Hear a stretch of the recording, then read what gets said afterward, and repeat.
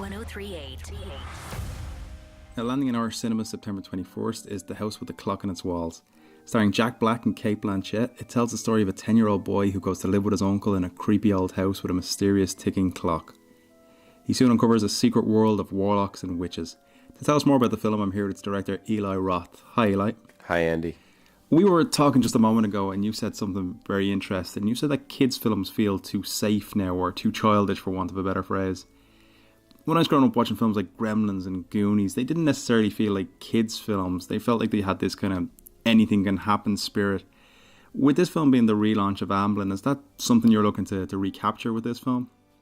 Well, definitely. I mean, I think that when I was a kid, if I think of the horror movies that were violent and scary, like Friday the 13th, Texas Chainsaw Massacre, those were films that I saw on home video. And maybe I was in middle school when I saw them, but they were VHS films. For me, the movies that I saw in the theater that were those first theatrical, scary experiences, that was Poltergeist, that was Gremlins, that was Goonies, that was Raiders, that was E.T. I mean, even the first 20 minutes of E.T. were so scary. But there were also other really great kind of oddball movies for kids like Time Bandits and Dragon Slayer and Labyrinth, and they were much closer to Grimm's fairy tales. And I feel like that PG scary kids movie is almost a lost art form. That PG movies now are, or kids movies now are animated, or they're PG-13 superhero movies or Star Wars movies. There's a real void, and I feel like if you love scary movies and you want your kids to be into them, you can't start them off with It or Halloween or The Nun. You need to ease them into it, have a gateway movie that gets them into scary movies. And that's what I wanted, was for 9, 10-year-old kids to go see House of the Clock on its Walls and just have that great time being scared at the movies, but, you know, not be traumatized by it. But to do that dark version of a fairy tale film. Now, Amblin, for those who don't know, is Steven Spielberg's studio. Would you say he was instrumental in making an Eli Roth kids movie happen? He was. You know, I actually had another project at Amblin, and the script wasn't ready. And then this script became available, and they said, well, let's have Eli do it. I was almost pre-approved to make a kids movie, and he really loved Hostel and really saw the talent and the potential. And, you know, I was ready for it. You know, this is my 7th movie, so I knew what I was doing and had the confidence and the understanding of how to do it and execute it. But it was just great. When I sat down with him, I had this meeting before I went off to shoot, and he just said, Eli, make it scary. Don't be afraid to scare people with this. And I said, okay, great, because I wasn't sure, you know, how far you wanted me to go.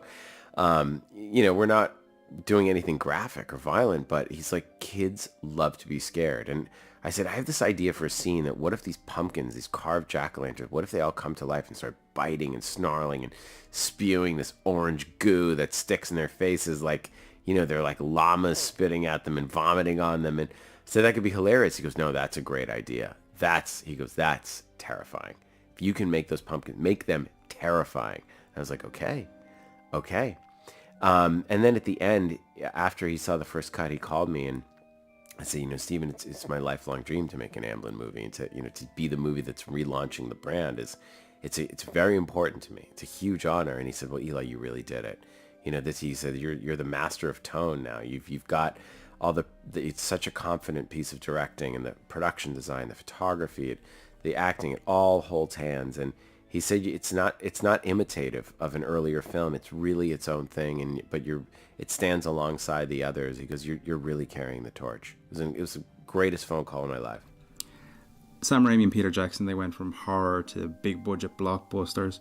Your movie seems to be growing in scale each time now. Is that a path you see yourself on too? Well, I look at those directors, and obviously they're a huge influence on me, and very much so. That no, I looked at exactly those two, as, you know, Peter Jackson going on to Lord of the Rings, and, you know, I can see Meet the Feebles in there, but, you know, if you haven't seen Meet the Feebles, you wouldn't really get that from those films. But the people that love those early movies know that it's from the guy that made Bad Taste and Brain Dead. And really watching Spider-Man, knowing it was the director of Evil Dead, that's what made that movie exciting and interesting to me. So I would love to have a career trajectory like those guys, but if I'm going to do that, I've got to prove that I'm capable of doing that. I mean, I think everyone has their own path to follow, and I'm certainly very happy with how mine has gone. But yeah, I would love to do that. I would love to kind of branch out and just have an incredible diverse career like those guys do. bearing that in mind, you produced Clown, which was directed by your protege, shall we say, John Watts. He went on then to make Spider-Man Homecoming, which was a massive success. Is it possible somewhere down the line we could see an Eli Roth superhero film? I mean, for me, it's all about story and character.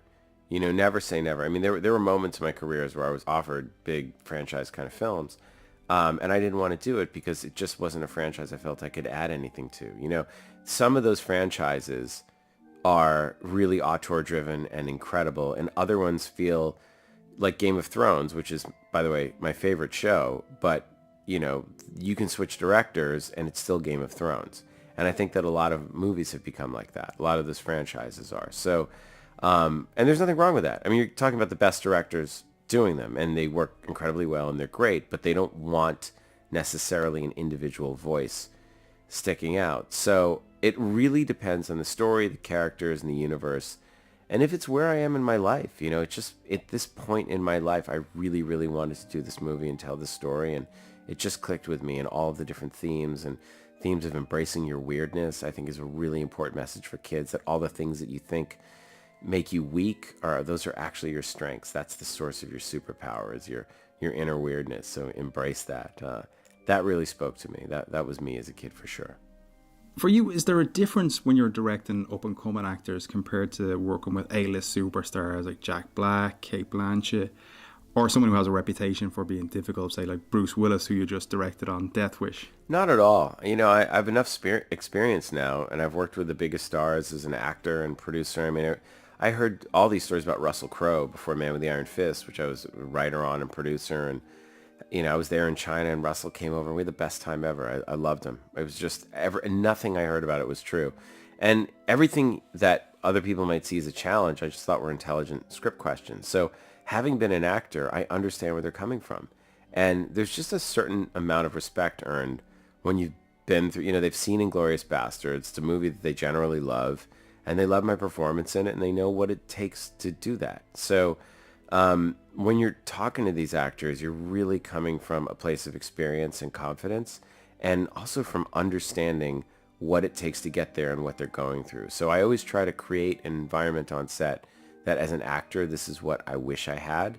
And Quentin really does that. And that's what I learned so much from Quentin about the environment on set and giving the actors their space and really clearing out the crew. You know, I would walk in with Jack and Kate in the morning, and just the three of us would rehearse a scene with nobody else on set, and then bringing in the DP, then bringing in the crew, and just kind of finding the scene and really letting the actors know that you're going to take the time to find how the scene should flow, where everyone should sit. You know, I don't go, you sit there, then you walk there, you walk there. I clear everybody out, and we just run it like a scene from a play until we're all happy with it, and then we start to figure out the camera. And I learned that from Quentin.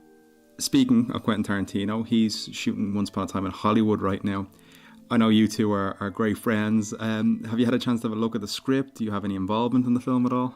I have no involvement in the film, but he's in the middle of shooting it right now. Yeah, he's having a blast. It looks pretty damn amazing. I did read the script. I'm not allowed to say a word about it, but, you know, I also remember Inglourious Basterds, and I remember the feeling just sitting, reading that opening scene at the farmhouse going, oh my God, how does he do it? This is like reading, if this was on stage, it would win the Pulitzer Prize. And that's the feeling I had looking through his new script. You just go page after page, you're just going, how does he do it? I don't know how he does it. There's no one else in the world with a mind like his. It's absolutely remarkable. The House with the Clock on its Walls hits Irish cinemas September 21st. Eli Roth, thank you so much. Thanks. Nice talking to you, Andy. 1038.